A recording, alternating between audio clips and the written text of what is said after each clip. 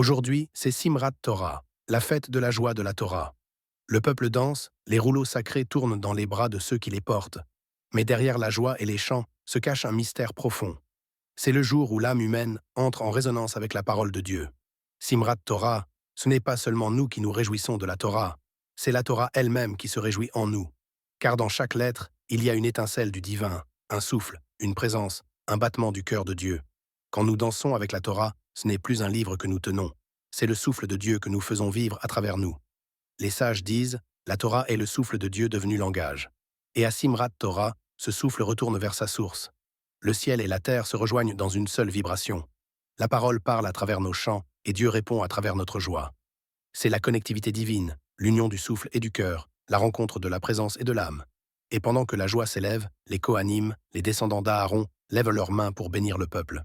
Que Dieu te bénisse et te garde, qu'il fasse briller sa face sur toi, et qu'il t'accorde la paix. Puis on lit la dernière ligne du Deutéronome, et sans pause, on recommence. Au commencement, Dieu créa. Car avec Dieu, chaque fin est un nouveau commencement.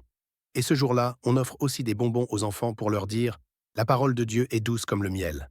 La Torah n'est pas un fardeau, mais une joie à goûter, une lumière à aimer.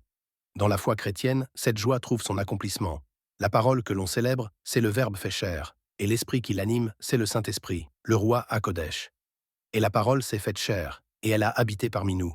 En grec, habiter signifie adresser sa tente, allusion directe à Souko et Shemini Atzeret, quand Dieu choisit de demeurer parmi les hommes. Aujourd'hui encore, ce même esprit fait habiter la parole en nous. La joie de la Torah devient la joie du Verbe vivant, et la danse de Simrat Torah devient la danse de l'Esprit. Le mouvement de Dieu dans le cœur de l'homme, la parole et le souffle unis dans un même champ de vie.